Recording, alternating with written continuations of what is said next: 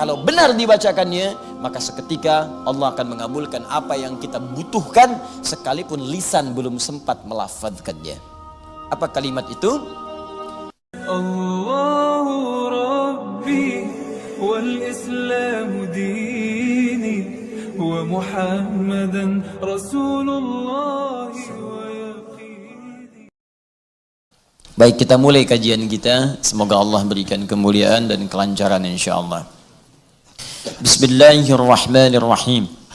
Setelah kita menuntaskan di pertemuan yang lalu makna kalimat iyyaka na'budu wa iyyaka nasta'in, bagi siapa yang ingin dibuka oleh Allah segala pintu-pintu kebaikan dalam hidupnya, pintu-pintu kemudahan, apakah sembuh dari penyakit atau lancar di sifat rizki, tenang dalam kehidupan rumah tangga, maka Allah kemudian berikan petunjuk kepada kita yang terkumpul dalam Al-Quran.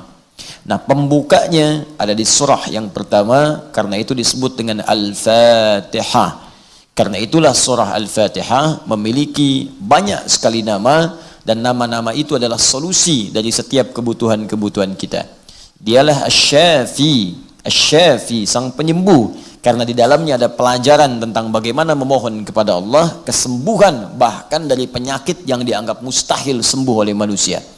Di dalamnya ada kemudahan-kemudahan, ada petunjuk-petunjuk, ada kelancaran beraktivitas. Karena itu ia memiliki banyak nama. Ya, ada Asy-Syafi, Al-Kafi, Ummul Kitab dan lain sebagainya seperti yang telah kita uraikan. Nah, mustahil kita mendapatkan itu kalau kita tidak memahaminya. Karena yang dituntut bukan sekadar membacanya. Orang-orang dulu sekali baca, penyakit bisa sembuh. Orang-orang dulu sekali baca, kesulitan bisa hilang. Kenapa orang sekarang kemudian baca, hal yang diharapkan tidak kunjung datang? Boleh jadi bukan karena bacaannya, tapi boleh jadi adalah sifat-sifat khusus terkait makna-makna Al-Fatihah tidak hadir dalam bacaan itu. Secara singkat, kalau bahasa Al-Qurannya, bacaan itu tidak bersumber dari hati, cuman di lisan saja. Bahkan ada orang yang berislam pun cuma di lisan. Islamnya Islam lisan dengan mengucapkan syahadat. Karena tak sampai ke dalam jiwanya, maka imannya nggak tembus ke hati. Kalau iman nggak tembus ke hati, maka tidak ada pancaran iman dari hati untuk menggerakkan tubuh kita. Harusnya tubuh kita ini bergerak dengan iman. Jadi kalau orang sudah beriman, nanti iman di hatinya memancar kepada mata. Maka mata akan melihat dengan imannya itu hal-hal yang boleh dilihat saja. Yang tidak boleh, imannya mengingatkan, jangan lihat. Lisan kalau ada iman dalam jiwanya, jiwa ini akan membimbing ke lisan. Ini yang dikatakan, yang ini jangan. Kaki kalau kita punya iman, maka kaki ini akan dibimbing oleh iman kita untuk melangkah pada yang baik. Langkah ke sini, ini jangan. Itulah sifat iman. Karena itu sering saya katakan dalam Al-Quran, setiap aktivitas kita, itu dari ujung kepala sampai ujung kaki, itu dibuka dengan iman. Diawali dengan kalimat iman. Mata sebelum melihat, Quran surah 24, ayat 30 laki-laki, 31 perempuan. Qul lil mu'minina yaghuddu min absarihim. Katakan pada pria-pria yang merasa punya iman. Iman dulu, baru lihat. Kalau punya iman, yaghuddu min absarihim, palingkan dari yang tidak layak dipandang.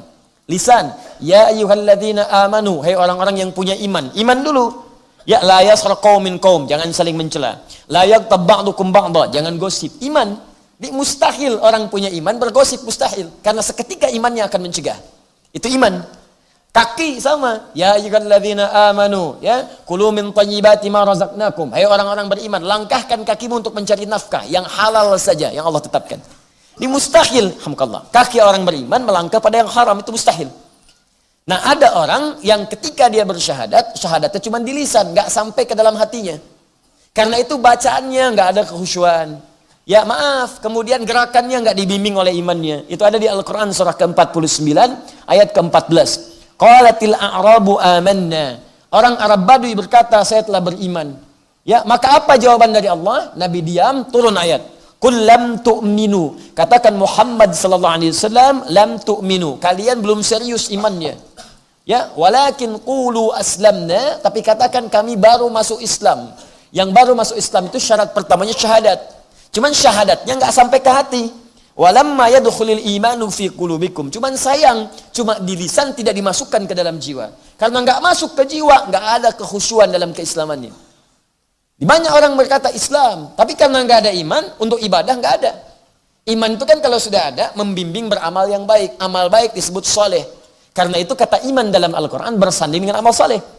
Wal 'ashr innal insana lafi khusr illa alladhina amanu wa 'amilus shalihat. Jadi kalau ada iman pasti amal soleh. Contoh amal soleh apa? Ada yang ritual, salat. Ya, karena itu kalimat salat dibuka dengan iman. Al-Baqarah ayat 3. Alladzina yu'minuna bil ghaib wa yuqimunas shalah. Sebelum yuqimunas shalah iman dulu. Jadi mustahil orang salat tanpa iman. Tapi kalau imannya nggak nyampe ke hati, mustahil salat. Karena itu jangan heran kalau ada orang bersyahadat, ngaku muslim tapi nggak salat, jangan heran. Kenapa? Karena kalimat syahadatnya nggak nyampe ke jiwa. Ya, nggak nyampe ke jiwanya. Dan itu bukan orang pertama, zaman Nabi sudah ada yang mengaku begitu. Diluruskan turun ayat tadi, yang Quran surah 49 ayat 13. Jadi kalau ada orang yang sekarang ngaku muslim, KTP-nya Islam, nggak mau salat, katakan Anda telat. 15 abad yang lalu sudah ada yang duluan seperti Anda. Turun satu ayat khusus untuk orang seperti Anda. Cuman yang dulu tobat. Kalau Anda nggak tobat, Anda aneh. Jahiliyah turun ayat tobat, langsung sholat. Anda bukan jahiliyah, turun ayat sudah turun lama, masa nggak tobat-tobat? Jangan sampai manusia modern yang mengecap kemodernannya kalah dengan orang-orang disebut jahiliyah di masa dulu. Paham sampai sini? Nah, demikian kasus Al-Fatihah. Kenapa banyak orang baca Al-Fatihah sekarang tidak mendapatkan bagian dari keutamaannya? Karena boleh jadi dia tidak membaca dengan keimanan dalam jiwanya. Karena itu rumus yang pertama, sebelum kita teruskan pada kalimat ayat berikutnya, rumus pertama ketika baca Al-Fatihah, ingat rumusnya. Di hadis qudsi yang saya sampaikan pertemuan lalu. Rasakan saat membaca itu, Allah mengawasi kita. Idza qala al-'abdu alhamdulillahi rabbil alamin. Jika seorang hamba membaca alhamdulillahi rabbil alamin, qala Allah azza wa jalla, maka perkataannya dijawab oleh Allah, hamadani 'abdi, hambaku sedang memujiku. Wa idza qala al-'abdu ar-rahmanir rahim, qala Allah azza wa jalla asna 'alayya 'abdi. Jika hambaku membaca ar-rahmanir rahim, maka Allah menjawab asna 'alayya 'abdi, hambaku sedang menyanjungku. Wa idza qala al-'abdu maliki yaumiddin, jika hamba berkata maliki yaumiddin, qala Allah azza wa jalla majjadani 'abdi, Allah menjawab hambaku sedang mengagungkanku. Jadi kalau kita baca Al-Fatihah, rasakan Allah itu menjawab. Rasakan kita disaksikan. Ini yang disebut ihsan namanya di hadis Muslim, nomor hadis yang ke-8. An ta'budallaha ka'annaka tarah fa illam takun tarahu fa innahu yara. Engkau beribadah kepada Allah, baca Quran itu ibadah. Salat ibadah, berdoa ibadah. Ketika engkau ibadah kepada Allah, kata Allah, lihat, rasakan kita disaksikan walaupun tak mampu menyaksikan Allah. Kita nggak bisa lihat Allah, tapi rasakan kita maha dilihat oleh Allah Subhanahu wa taala, disaksikan. Nah, kalau perasaan itu hadir, maka kita akan baca Al-Fatihah dengan sempurna dari dalam jiwa kita. Sama dengan Anda, ya, kalau sedang pidato diawasi oleh pemimpin, diawasi oleh direktur, diawasi oleh bos Anda, bukankah akan serius menyiapkannya? Bukankah tidak ada yang main-main? Diplomat ngasih sambutan, ya, pimpinannya hadir, kemudian dia main-main, kalimatnya nggak sempurna, maka dia tidak akan mendapatkan perhatian darinya. Jelas? Anda mau pidato, atasan Anda tiba, kemudian Anda tidak merangkai kata dengan baik, selesai kemudian karir Anda. Anda mau minta kepada Allah, tapi Anda nggak serius, bagaimana Allah serius memberikan jawaban pada Anda? Maka bacakan dengan iman, minta. Ketika sampai pada kalimat, kita sudah bahas ini, iyyaka na'budu wa iyyaka nasta'in, kata Allah, hadza baini wa baina 'abdi, ini perjanjian antara aku dengan hambaku, wali 'abdi ma sa'al. Dan jika hambaku benar bacaannya sampai di sini, apapun yang dia minta sekarang aku akan kabulkan. Lalu Allah turunkanlah kemudian satu kalimat yang dengan kalimat ini, dengan izin Allah bisa terkabul semua apa yang Anda harapkan, sepanjang itu ada kebaikan dunia dan akhirat. Karena Allah hanya mengabulkan apa yang Anda butuhkan, bukannya apa yang Anda inginkan. Kalau itu ada kebaikan dunia akhiratnya, maka diberikan. Kalau dunia saja tidak ada akhiratnya, maka dialihkan kepada yang kedua. Kalau ada baik akhirat, tidak baik dunianya, maka biasanya ditunda sampai dia merasa siap dengan itu, baru diberikan untuk baik dunia akhiratnya. Jadi 3 jawaban, langsung diberikan seketika kalau kita bisa siap mendapati. Yang kedua ditunda sampai kita merasa sanggup mendapatinya. Yang ketiga diganti kemudian apa yang kita inginkan dengan apa yang kita butuhkan. Yang pertama jelas, minta dijawab. Nabi Zakaria contohnya. Yang kedua, minta saat sanggup baru diberikan. Nabi Muhammad minta pindah kiblat dari Baitul Maqdis ya kemana? Masjidil Haram. Kapan dikabulkan? Kurang lebih setelah 3 tahun hijrah ke Madinah. Setelah umatnya siap, nabinya siap, umat belum. Kalau tiba-tiba baru pindah langsung kemudian kiblat berarah ke Mekah, maka Yahudi akan jadi musuh yang paling utama pada saat itu. Ya, nggak akan mau nerima risalah Islam. Nasrani juga demikian. Maka kiblat pelan-pelan. Setelah paham dekat dengan Allah, maka walillahil masyriq wal maghrib, punya Allah timur dan barat. Yakin ini, nggak akan lagi kemudian kita menolak apa yang Allah turunkan. Apapun terserah Allah. Itu sudah lepas. Tapi kalau dari awal belum sadar ini, belum kuat, tiba-tiba ada perintah langsung dikabulkan, umat belum siap, maka celaka memberikan dakwah sementara umat belum siap dengan itu. Jadi selalu ada hikmah. Sama dengan Anda punya anak misalnya usia 5 tahun, pengen minta motor, nggak tanggung-tanggung yang kayak Marquez. Pengen yang kayak Marquez, udah juara 8 kali dunia, ngalahin Rossi kemarin sama Lorenzo misal gitu kan. Pengen, sementara 5 tahun, tapi Anda mampu membeli itu, dibelikan nggak? Nggak mungkin, mustahil. Kapan diberikan? Setelah dia siap bisa mengendarai itu. Ya, Anda belikan dulu motor-motoran. Ya, nanti yang seperti dedek kan benar kan begini? Iya, nanti ketika kamu hafal Quran, kamu sholatnya bagus, kamu bisa naik motor, kamu bisa punya SIM, wah, insya Allah kamu akan dapatkan lebih bagus dari yang punya Marquez saat ini. Ada caranya. Ada lagi yang Anda inginkan A, Allah kasih B. Bukan gak dijawab, tapi dialihkan kepada apa yang Anda butuhkan, bukan apa yang Anda inginkan. Ya, Anda punya anak sakit, kata dokter jangan makan apel. Di jalan papa apel, Anda berikan jeruk. Karena larangan dari dokter nggak boleh ini makan apel, bisa berdampak pada kesehatannya. Anda berikan jeruk. Itu yang bagus buat dia kata dokter. Anaknya memang protes, tapi Anda berikan pengertian supaya mengerti. Papa, anak nggak mau jeruk, maunya apel. Nah, ini jeruk rasa apel. Kadang begitu, Anda minta lulus di kampus A, diterima di kampus B. Ikuti dulu, karena pikiran kita itu sempit sekarang. Allah tahu masa depan. Yang kamu butuhkan fulan, bukan yang ini. Yang kamu butuhkan kampus yang ini. Karena dengan masuk kampus ini, apa yang kamu butuhkan di masa depan akan terpenuhi keseluruhannya. Kadang Anda melamar kerja, putar. Masukin sana, masukin sini, nggak diterima. Diterimanya percetakan buku samping tetangga. Nggak ngelamar, langsung ditawari. Boleh jadi bukan karena pekerjaan di situ, tapi itu tangga pertama untuk mencapai derajat yang selanjutnya. Kadang-kadang dari situ muncul proyek besar, Anda ketahuan punya bakat, tiba-tiba datang percetakan ke situ, ada yang kunjungan, Anda dibawa, pindah kerja, ada begitu. Sabar saja, hidup kan begitu. Hidup itu untuk berjuang, nggak dapat di sana, pindah ke yang lain. Nggak dapat di sini, kerjakan yang lain. Ikhtiar terbuka. Lamar sini nggak terima, cari kerja yang lain. Perempuan ini menolak, ada yang lain. Alhamdulillah. Tapi siapkan diri kita. Sabar. Siapkan.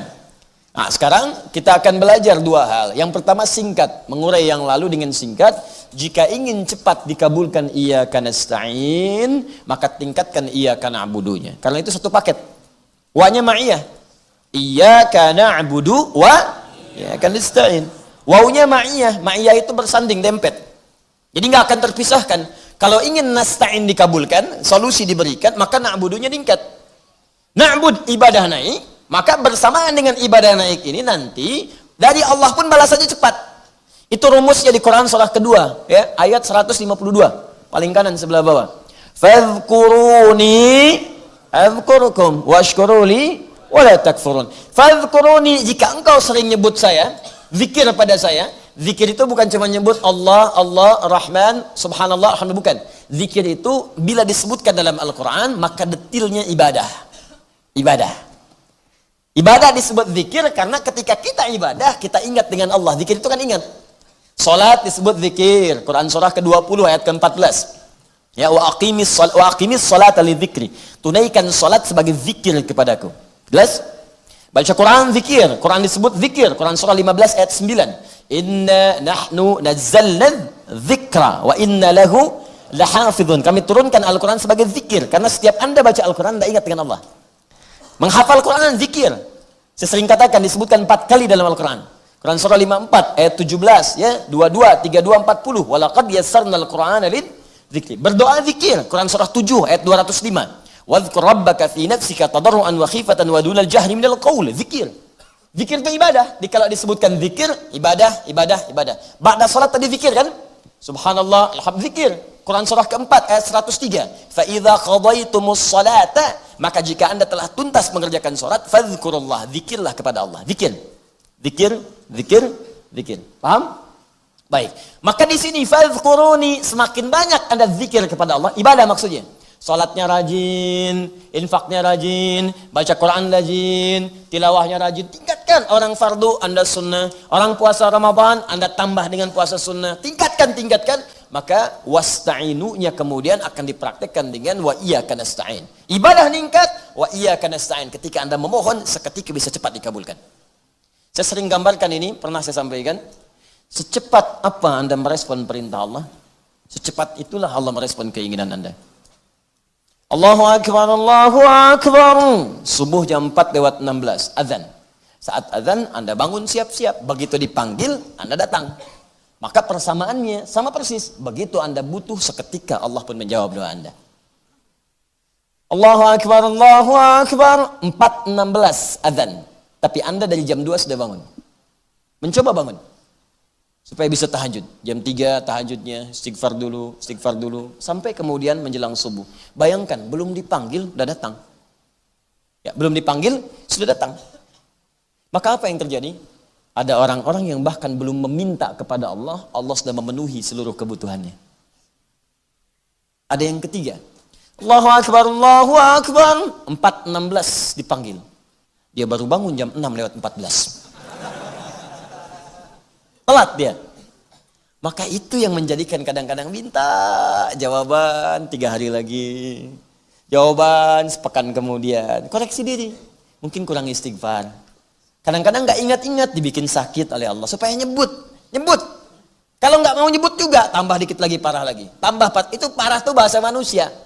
Bahasa imannya, sampai segini belum nyebut juga. Mau dikasih apa lagi? Nanti kalau kamu nggak siap sebut nama Allah sekarang, bagaimana saat wafat akan menghadap Allah? Pasti punya bekal. Kadang-kadang bukan penyakit. Kadang-kadang boom, ban pecah dulu kan. Ya Allah, nyebut juga dia. Kadang-kadang proyek gitu kan.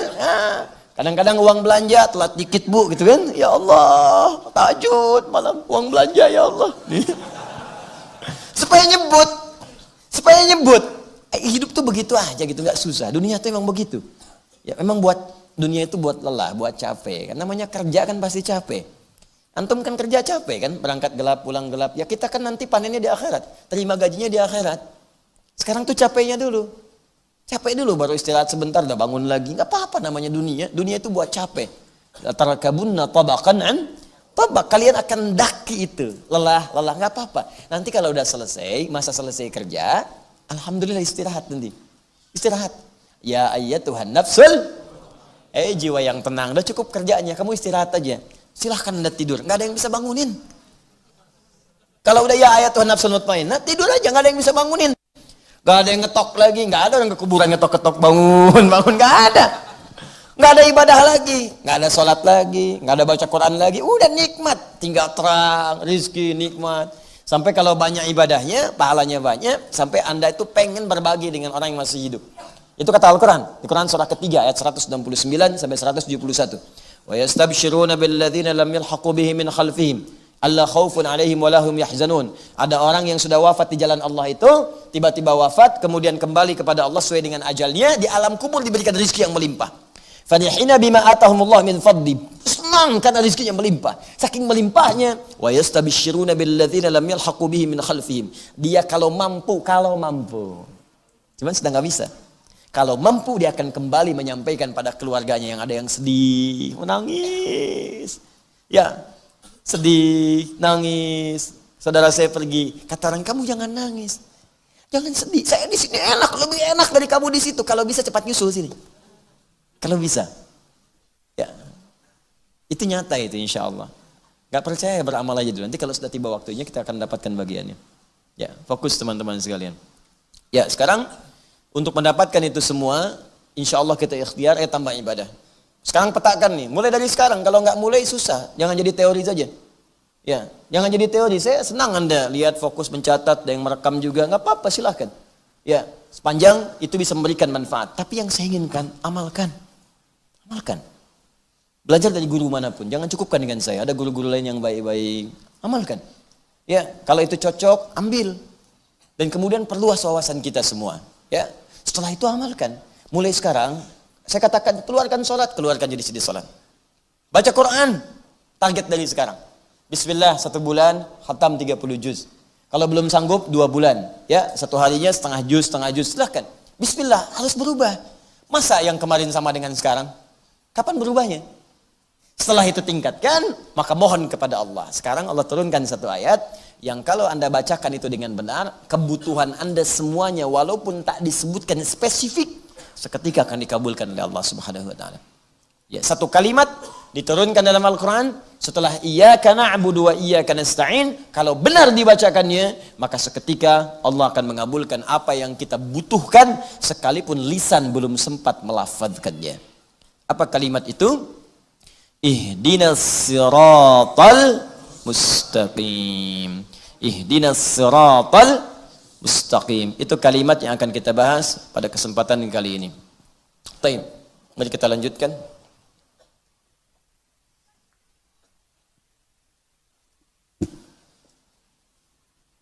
Saya tuliskan dulu ya. Ibu kelihatan ini? Belum. Ya, akhwat ada di bawah. Saya tuliskan dulu. Ya. Ini saya campurkan khatnya supaya mudah kelihatan.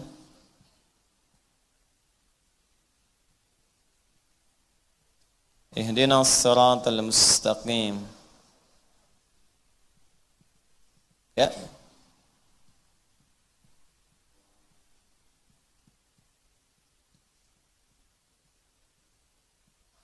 Perhatikan sini. Di mushaf terjemah diterjemahkan dengan kalimat tunjukkan kami jalan yang lurus. Gak apa-apa, itu terjemahan tekstual. Dan biasanya terjemah itu tidak banyak mewakili makna sempurna dari ayat. Jangankan Al-Quran, kadang-kadang dalam teks biasa pun terjemah itu tidak akan persis sama dengan maksud atau makna yang diinginkan dari ayat atau kalimat asalnya. Baik, yuk kita bedah satu-satu. Saya akan buka ke dalam 2 bagian saja. Satu ini, ihdina. Yang kedua, as-siratal mustaqim. Ihdina, fokus ya, kita belajar dengan baik. Saya terangkan dengan ilmunya. Ihdina, ini masuk fi'il amr lit talab. Ya, kata yang menunjuk permohonan. Kalau kepada Allah bukan perintah, tapi mohon. Sebaliknya, kalau dari Allah ke kita, bentuknya perintah, bukan permohonan. Jadi ya, di amr dibagi 2. Ya, perintah itu dalam bahasa Allah dibagi 2. Satu, bentuk perintah langsung untuk mengerjakan atau meninggalkan sesuatu. Seketika, perintah sifatnya. Ya. Yang kedua, sifatnya permohonan. Dari bawahan ke atasan. Minal adna ilal a'la. Rumus tafsir mengatakan, kalau ada yang dari Allah langsung ke kita, ke makhluk, maka sifatnya perintah untuk dikerjakan. Misal, wa aqimus shalah, tunaikan salat, itu perintah. Tapi kalau ada dari kita ke Allah, itu sifatnya permohonan, permintaan.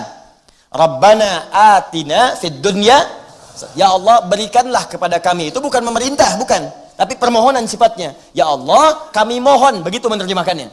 Kami mohon anugerahkan kepada kami. Nah, makanya dibaca dengan ilmunya. Kalau baca dengan terjemah saja, bisa keliru nanti cara memahaminya. Paham ya? Nah, itu diantara kaidahnya. Nah, di sini ihdina itu sifatnya amr lit talab, bentuk permohonan. Asal kata ihdi ini dari kata hidayah. Jamaknya disebut hudan. Saya ulang. Ihdi bentuk permohonan dari kata apa? Hidayah. Jamaknya apa? Hudan. Apa artinya hidayah? Dan kenapa punya bentuk jamak? Kalau jamak itu sedikit atau banyak? Banyak ya? Baik. Kalau banyak, berarti hidayah ini bukan cuma satu makna. Artinya bisa 1, bisa 2, bisa 3, bisa 4. Jadi kadang bermakna 1 apa? Kadang bermakna 2 apa?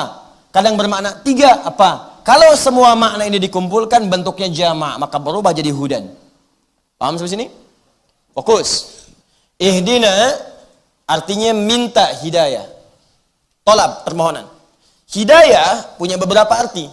Kadang punya makna satu apa, kadang dua apa, kadang tiga apa. Karena maknanya bisa bukan satu saja, lebih dari satu. Kalau dikumpulkan satu, dua, tiga, banyak jumlahnya, maka yang mencakup makna semua ini disebut hudan namanya. Paham? Baik, sekarang kita bahas dulu dari kitab tafsirnya, apa yang disebut dengan hidayah ini. Kita lihat pandangan para mufassir, setelah itu kita kumpulkan jadi bentuk hudan, baru kita terangkan makna ini. Sepakat? Baik, fokus dengan saya. Saya lihat sebagian teman-teman ada yang merekam, walaupun merekam dengan pribadi, tapi tetap fokus kepada bahasan, supaya bisa dipahami dengan baik. Bismillah. ثم بين سبحانه وتعالى أن أفضل شيء يطلبه العبد من ربه إنما هو هدايته. Kemudian Allah menerangkan kepada seluruh hambanya, jika ada permohonan, jika ada permintaan, jika ada kebutuhan yang ingin dimohonkan kepada Allah, anna afdala syai'in yatlubuhul abdu, maka yang paling utama yang harus kita mintakan kepada Allah, sekali lagi, yang paling utama. Jadi kalau Anda bingung nih, mau minta apa? Inilah gambarannya. Teman-teman sekarang dikasih tahu, Anda mau minta apapun akan dikabulkan seketika. Kira-kira mau minta apa? Tuh saking banyaknya, nggak bisa bilang. Ada yang minta lancar pekerjaan, ada yang minta misal Allah lancar kedudukan, ada yang minta harta, ada yang minta lancar ke pernikahan, ada yang minta macam-macam, kumpul lah. Banyak tuh. Nah, kalau sedang banyak yang dimintakan itu, ya sepakat para ulama dengan ayat ini, maka yang paling utama dimohonkan minta hidayah kepada Allah. Karena tadi ketika hidayah diberikan oleh Allah, maka semua kebutuhan yang bahkan belum kita mintakan seketika dikabulkan. Jelas? Baik. Sekarang lihat. Innama huwa hidayatuhu ila tariqil ladzi yusilu ila asmal ghayat. Mintalah hidayah kepada Allah, yang hidayah itulah akan mengantarkan Anda kepada pemberian tertinggi yang Anda butuhkan dalam kehidupan, yang akan diberikan oleh Allah Subhanahu wa taala. Jadi kalau Anda benar permintaannya ini, benar bacaannya, itu seketika akan diberikan tingkat yang paling tinggi. Jadi kalau pekerjaan, kedudukan tertinggi. Kalau harta, harta yang paling bagus, yang tertinggi yang bisa Anda raih. Kalau pelajaran, posisi yang tertinggi, baik ilmunya ataupun prestasinya. Demikian seterusnya. Ya, jadi ketika Anda mintakan, minta apa? Hidayah. Nah, apa hidayah itu? Oh, bukan ada hidayat. Ya, lihat sini. Wa'a'udhamal maqasid. Dan tujuan-tujuan yang paling agung di balik semua permohonan itu hidayah. Faqala ta'ala, maka Allah berfirman, ihdinas siratal mustaqim, ihdinas siratal mustaqim, siratal ladzina an'amta 'alaihim ghairil maghdubi 'alaihim waladdallin. Jelas? Baik, yuk kita bahas yang ihdinas siratal mustaqim. Wal hidayatu, adapun yang dimaksud dengan hidayah. Pertama, makna yang pertama, hiyal irsyad wad dilalatu bi lutfin ala ma yusilu ila al bughyah. Pertama, al irsyad. Turunkan di sini. Bisa tarik sini ya. Satu, al irsyad. Ya, kan. Yang kedua, ad dilalah bi lutfin. Ad-dilalah bilutfin ila ma yusilu ila al-bughyah. Tiga, saya teruskan dulu, nanti saya terjemahkan pelan-pelan. Yang ketiga, saya ambil dari buku para ulama dulu ya, tafsir, supaya nanti yang nggak ada yang menyebut apa yang saya sampaikan cuma utak-atik gitu kan. Nanti kita lihat dulu ke sini. Baik, sebetulnya saya hafal, saya menghafal kitab ini. Cuman kadang-kadang kalau enggak saya bawa kitabnya, ini pendapat sendiri gitu kan. Baik. Kita aja di luar diminta kuliah umum gitu kan, masa di sini tuduh bid'ah. Ya, sudahlah. Ya sudah khair insyaallah. Ya, tapi enggak apa-apa, jangan sampai terpecah. Kita pahami aja. Ya, jangan mencela, jangan terpecah. Kalau memang kita ada salah, kita akui dan perbaiki. Ya, saya suka lihat-lihat lagi video saya. Kemarin saya sempat salah sebut itu. Ya, yang Quran seharusnya surah 40 ayat 60, saya sebut Quran surah 7 ayat 180 kemarin. Ya, tidak cepat saya sebutkan. Mungkin teman-teman enggak, gitu ya. Kadang-kadang saya lihat lagi nih, saya nerangkan apa nih, saya koreksi lagi. Ya, kalau nanti ada yang keliru, pertemuan berikutnya saya ralat. Kalau tidak, ya enggak usah. Kalau ada masukan-masukan dari yang lain, kita terima. Ya, kalau memang itu salah kita ya bukan aib kita untuk bisa mengoreksi. Sampaikan, ini yang benar ini. Nah, kita ucapkan terima kasih. Terima kasih telah meluruskan dan sebagainya. Tapi kalau benar, kemudian mungkin yang lain itu kurang pengetahuan atau belum dapat kitabnya, jangan juga merasa tinggi. Dan jangan jatuhkan orang di hadapan orang lain. Jangan, cukup aja di belakang kita sampaikan, akhi antum begini mungkin nggak tepat. Walaupun orang itu mungkin telah menyebarkan ke banyak orang, kita jaga kehormatannya. Ya, atau kita kirimi atau kita doakan. Kadang-kadang nggak usah dibalas sama sekali. Nggak usah dibalas, kadang ada bagian-bagian tertentu yang memang nggak perlu kita balas karena boleh jadi bisa merendahkan yang bersangkutan atau bisa memicu akses yang lebih luas lagi. Ya, kayak sekarang ada video-video itu di YouTube yang langsung sekaligus disampaikan kepada saya. Ya, kalau benar kita bersyukur alhamdulillah, tapi bagian-bagian tertentu ada yang tidak tepat. Jadi saya tidak mau dibenturkan dengan pihak manapun. Ya, saya sayang dengan semuanya dan saya jaga hubungan baik dengan setiap yang lain. Ada satu video yang sedang viral sekarang disebutkan di situ bahwa saya diajak bertemu, kemudian saya mensyaratkan harus ada 3.000 orang, kemudian juga disyaratkan harus netral, tidak pernah sampai sama sekali, suratnya tidak pernah sampai, dan dicek oleh staf kami juga tidak ada, adminnya dicek, katanya dari si fulan di Jakarta, dikejar ke Jakarta, nggak pernah menyampaikan itu. Nah, itu sampai pada seorang ustadz, bayangkan kalau ustadz saja salah dalam menerima informasi, maka bagaimana bisa memberikan fatwa dengan baik. Ya, tapi kita tidak boleh juga mencela, mungkin beliau karena dapat informasi yang keliru. Nah, jadi jangan sampai dipecah belah ya. Kita harus menjaga dengan baik, hubungan dengan baik dan doakan. Kalau beda pendapat tidak apa-apa. Kalaupun memusuhi saya jangan dimusuhi lagi. Kita doakan saja. Itu adab yang saya sampaikan ya, dan semua akan dihisab di hadapan Allah Subhanahu wa taala. Saya tidak ingin ketika dihisab tiba-tiba datang seseorang yang jadi musuh gitu. Saya nggak pengen punya musuh. Walaupun mungkin menyakiti saya nggak apa-apa, itu urusan dia. Ya, dan nanti saya maafkan. Tapi kalau dia belum minta maaf, urusannya dengan Allah kemudian hari. Kan mudah hidup itu. Jadi saya bisa tidur enak. Gak harus mikirin orang, mungkin dia masih mikirin kita gitu. Gak apa-apa, saya sering katakan demikian. Anda butuh apa-apa, bicara. Jangan ngambil sembarangan. Butuh apa silahkan, ada masalah sampaikan. Ya, tapi kalau kemudian Anda berbuat kotor di belakang, mau fitnah, mau bicara cela, ya saya di dunia memaafkan, selesai urusan saya dengan Anda. Tapi sepanjang Anda belum minta maaf, urusan Anda dengan Allah belum selesai. Nanti di akhirat Anda yang dihisab urusannya. Kalau saya tidur enak di dunia, ya wallahi, nggak saya pikirkan, saya tidur aja nyaman, minum teh bisa, ya alhamdulillah. Kasih makanan halal nikmat, tidur juga nyaman. Ya, alhamdulillah gitu. Anda pusing sendiri kan? Pusing sendiri. Kalau Anda pusing mikirin orang, berarti ada dosa dalam jiwa Anda. Ya, ingat itu ya.